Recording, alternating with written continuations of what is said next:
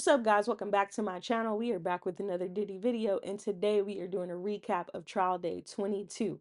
So today we had Jane back on the stand. She did her cross-examination, a redirect, and then her recross. So some of the major things that she talked about today was one time they were in Miami, and she said that her and Diddy were enjoying their time, but she told him that she missed Paul. And Paul is an escort, or what they call an entertainer. And she invited him to come out to Miami and meet up with her and Diddy, and they had a hotel night.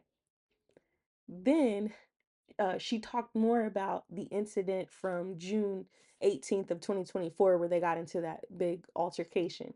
So she said she retold the story. So basically, her and Diddy were drinking at her house, and somehow she brought up a woman that Diddy had been seeing that was 25 years younger than him, and she thought that he was too old to be dating this woman, and she called him a PDF file and called him a monster and disgusting, slammed his head into a marble countertop, and then he got upset and he hit her back, and it led into a whole thing of him like beating her, like kicking her and all this stuff.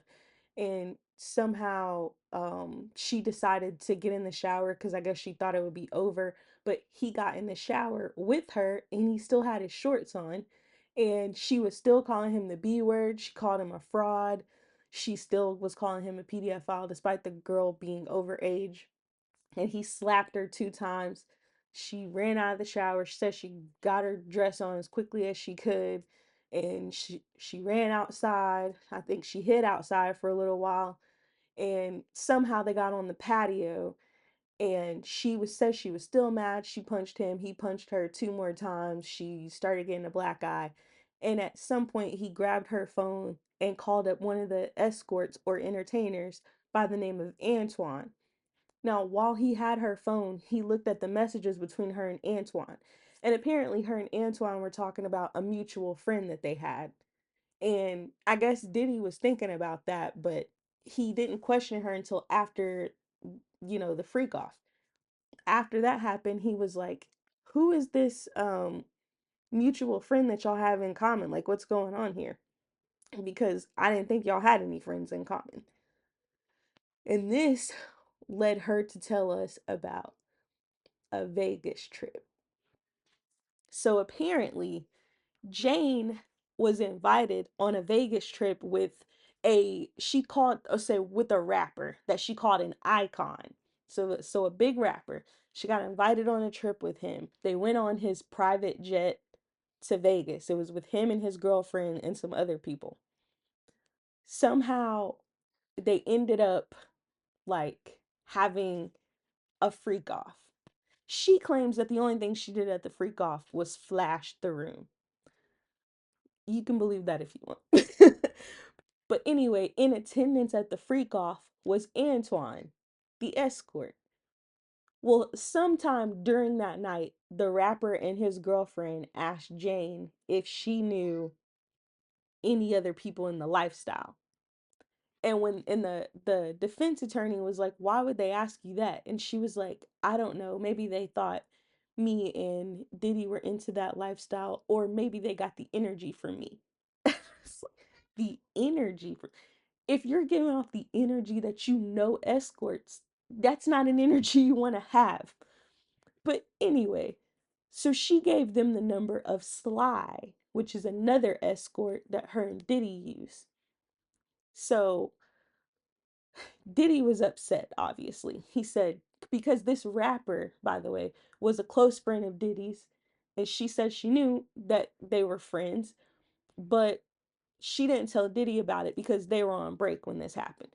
But she said he was upset when she told him about what happened. He was like, "How could you go to another man's freak off?" And he was like, "Especially like my friend. You went to his freak off. I can't believe you would do that." Yeah.